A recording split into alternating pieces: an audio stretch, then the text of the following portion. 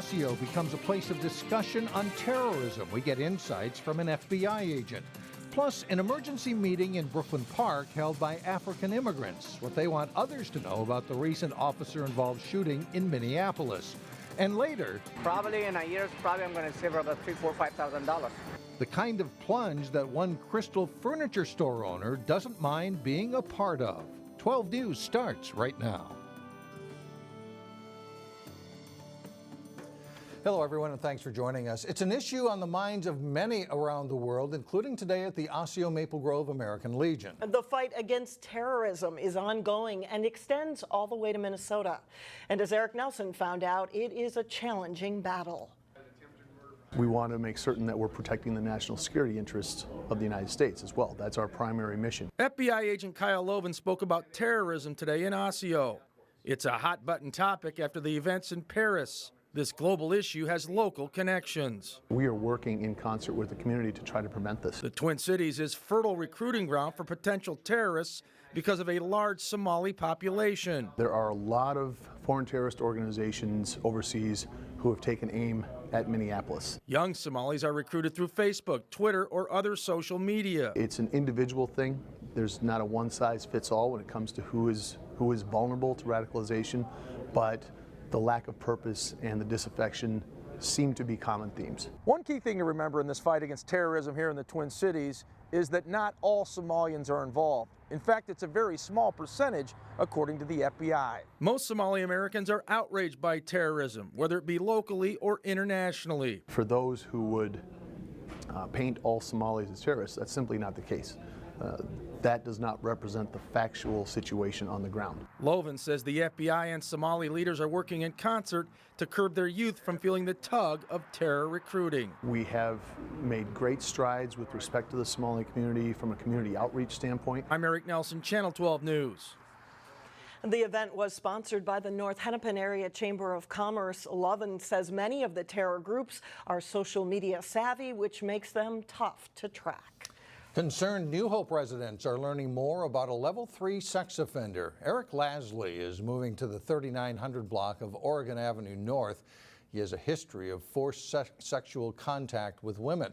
The Department of Corrections and New Hope Police answered questions about it Thursday evening. They stressed that Lasley has a job and is on track with recovery. They also say his arrival should not change the way anyone lives. Crime prevention is crime prevention, regardless who's in your neighborhood and where you live. It's being aware of your surroundings, knowing your neighbors, maintaining good relationships, and just looking out for each other. Lasley is one of 33 registered sex offenders in New Hope. African immigrant leaders held an emergency meeting today in Brooklyn Park to discuss the Jamar Clark case. Clark is the Minneapolis man fatally shot Sunday by police. Reporter Sonia Goins has more. I think we're over 25 community leaders of African origin. Local African officials say they want to clear the air about the Jamar Clark case. We all know that justice delayed is justice denied. And we want to make sure that this family gets the comfort from what they get back from this investigation. 2 Minneapolis police officers arrested Clark on Sunday. Police say he resisted and one of the officers shot him in the head. Witnesses say that Clark was in handcuffs when he was shot, though police say that's not true. Asking and demanding for a full investigation, the release of videotapes and any tools or evidence that will help produce conclusive evidence. African leaders say it's important to align themselves with African Americans, something that's rarely done. That doesn't happen. We want to start a new page. We want to identify with our brothers more than we've done in the past. Although African immigrant leaders are calling for justice in the Jamar Clark case, they say this is about a much bigger issue. Issue of housing, issue of economic unemployment. It's the same issues. These numbers reflect all of us. African leaders say although the shooting happened in Minneapolis, they are concerned it could also occur in the Northwest Metro as well. We are concerned because we all fall into that same conversation everywhere we are. In Brooklyn Park, Sonia Goins, 12 News. African leaders are calling on the community to participate in peaceful demonstrations.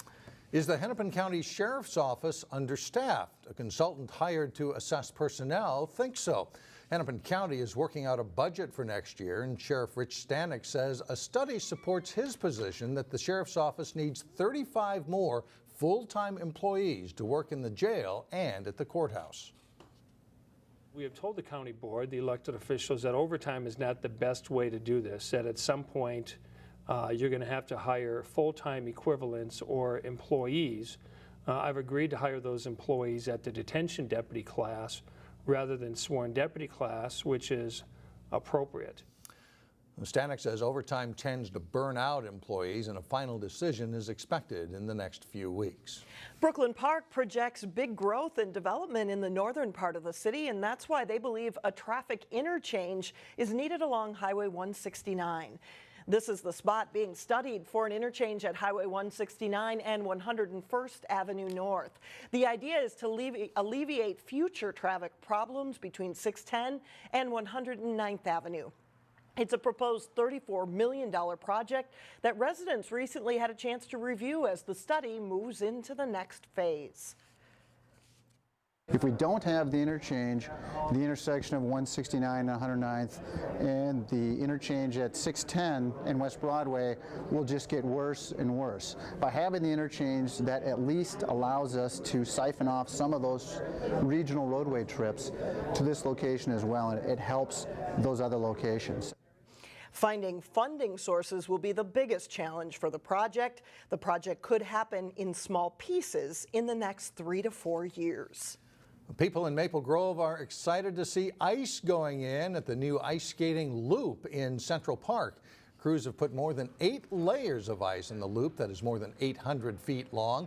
They plan to have it open the weekend after Thanksgiving, and finishing touches are also going on at the warming house that'll have concessions and skate rentals. I do believe there's going to be a big crowd, but there's a big long weekend, and then we'll be open all winter long, and so people will be able to fit it into their schedules. Or when they're having family here visiting over the Christmas holidays, they'll be able to come out and enjoy and entertain them and have something really fun to say.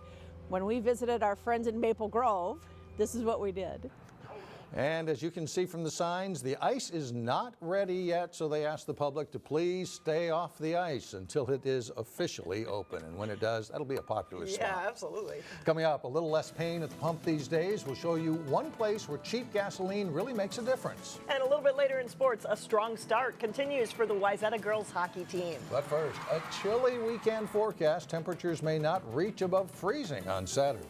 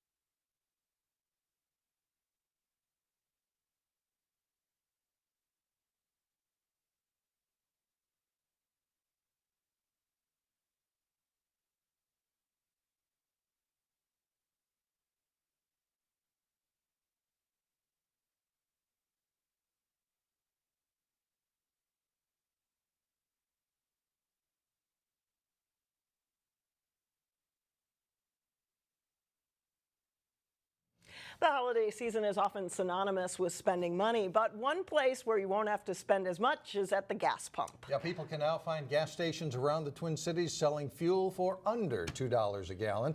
As Delane Cleveland reports, it is welcome news for travelers and business owners. Thanksgiving, we tend to get a lot of road travel. Thanksgiving is less than a week away. And with it comes one of the busiest travel weeks of the entire year. AAA estimates that nearly 47 million Americans will journey more than 50 miles from home for the holiday. High percentage by car, and the gas prices are good. So good, in fact, that at the Shell station in Crystal, drivers occupied every pump to fill up their tanks at $1.99 a gallon. I'm on a quarter. I usually wait till it's empty. So I'm just filling up because it's $1.99. It's good. It's good for me and it's good for economy for everybody, pretty much. Especially for me, you know. I want a furniture store. Hadi Mohammed Zada has owned Geneva Discount Furniture in Crystal for the past 6 years. This one? The job requires him to drive a couple hundred miles a week in his delivery truck. And today, it cost him a little more than $60 to fill his tank. I remember like a couple of years ago it was about $4.29 for yeah, I was paying like twice this. With gas prices this low, he estimates it'll save his business about $3,000 to $5,000. But this is just a godsend, I'm sure. You got that right. You got that right. But that savings doesn't mean a spending spree is on the horizon. Give it away. Mostly I give a lot for charity. Hopefully it's keep coming down. I can donate more money. You can also count Mary Davis among the bunch who won't spend more money even though gas prices have plunged. It just means I can go longer in my car without filling up. Some analysts say that gas prices could drop another 30 cents by Christmas, but Hadi says he'll believe it when he sees it. Yeah, I still don't know. You see it like $1.99, you see 2 days later, it's gonna be $2.49 back again, so take advantage of whatever you can. In Crystal, Delane Cleveland, 12 News. And according to the AAA fuel gauge report, the average price of gas in the Twin Cities is $2.06 a gallon. A year ago at this time, though, it was $2.73 a gallon. Well, coming up, we preview Cooper High School's new original theater production, #Relevant. But first, the puck drops tonight for the Channel 12 Turkey Trot Boys Hockey Tournament. John Jacobson joins us live from Plymouth, from the Plymouth Ice Center up next. Well, Pat, you can put that.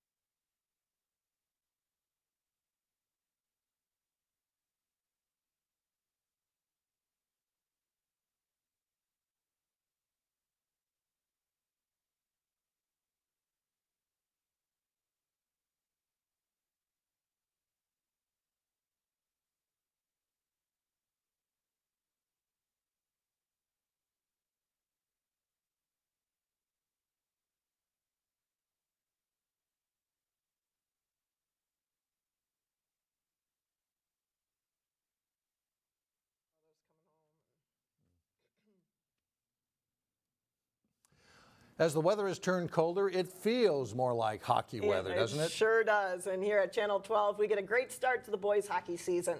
John Jacobson is live at the Plymouth Ice Center and has more. Hi, John. Hi, Alex and Mike, and thanks. It's great to start hockey season again. It's the 14th annual Turkey Trot Boys Hockey Tournament. They'll be starting in less than an hour here in Rink A behind me. Host Wayzata is going to be joined by Holy Family, Maple Grove, and perennial power Edina. The Hornets have won this tournament the last 3 years. Let's look at the schedule for the next couple of days here at Plymouth at 5 o'clock here. It'll be Holy Family taking on Edina, followed by Maple Grove against Wayzata at around 7:30. Saturday, the third place game at 5 o'clock, followed by the championship game at 7:30. All 4 games live on Channel 12 and 12.tv. Joining us now is Wayzata head coach Pat O'Leary. And Pat, first of all, fun to start another season, isn't it? Yeah, it's always nice to be here. You know, all the faces coming back, and like I said, you know, talked to you guys a couple weeks ago. Is hockey's back in Minnesota with the Gophers and the Wild and everything else, and girls hockey starting last week and so on and so forth. So everyone's excited to get back on the ice for the boys' high school season.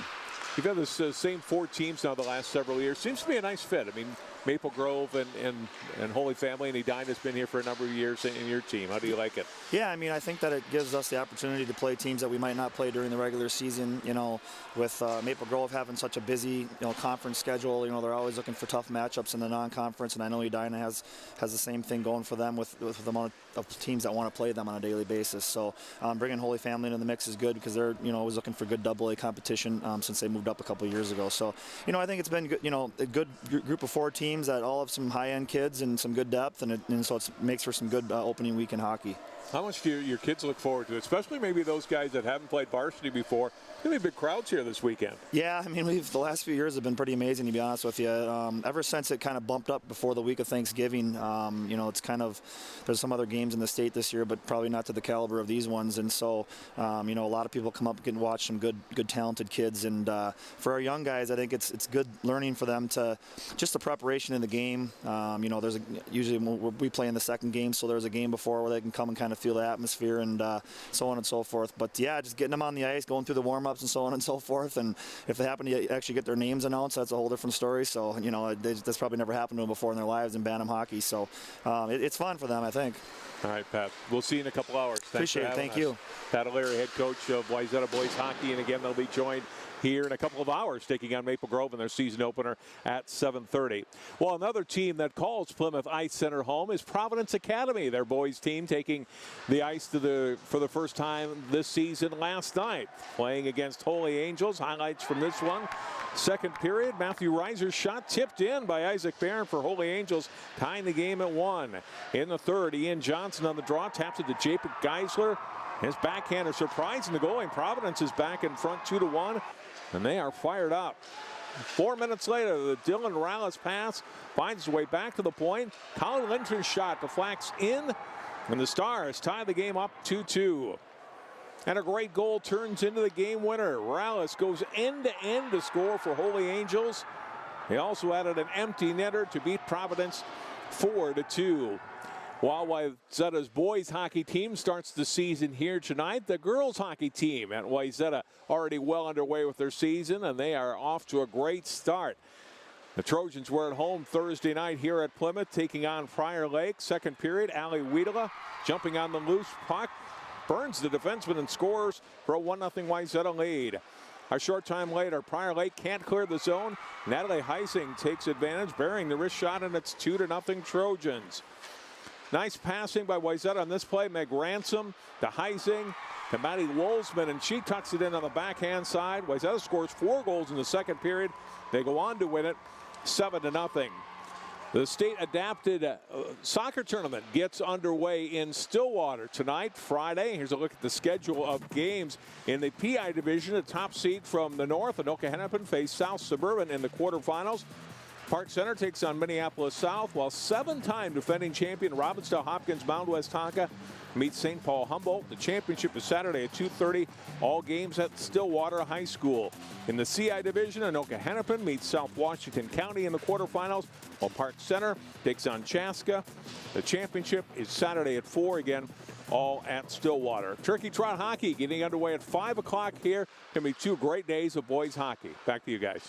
All right, have fun, John. We'll be right back.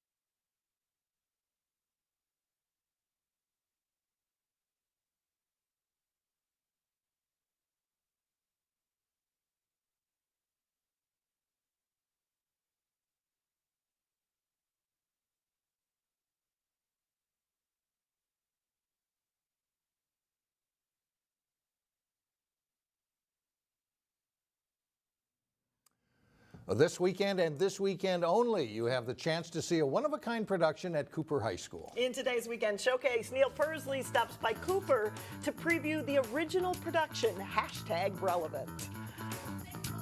Who wants $1 million education? Sometimes it takes a lot of guts to tackle a particular piece of theater for high school production, but writing and performing an original production takes it to an altogether more challenging level. I've never been a part of a show where our director has just unleashed us and had us write everything. Incorrect, Todd. But that's exactly what Robbinsdale Cooper High School students have done in their original production of #relevant. Because it isn't about what I think and what my generation thinks, it's about what they think and what's important to them. And that's what's so important about this piece. The play uses the fictional private school PP Academy as a backdrop to reveal the way students think about issues and topics they consider relevant in their world. It was super cool to just go into like our own little groups, like take out our computers and just start writing away. Mary Knudsen is outstanding as the principal of the academy, Dr. Margaret Mussentouch. For it to translate on stage, to see our own words being put into this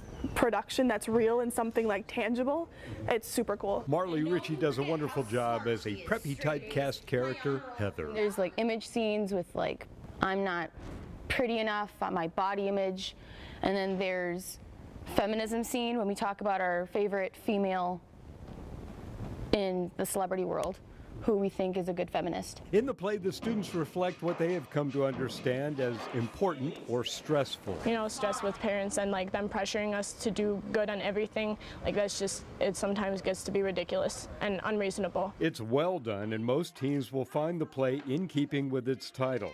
I rate the production TR for Teen Relevant.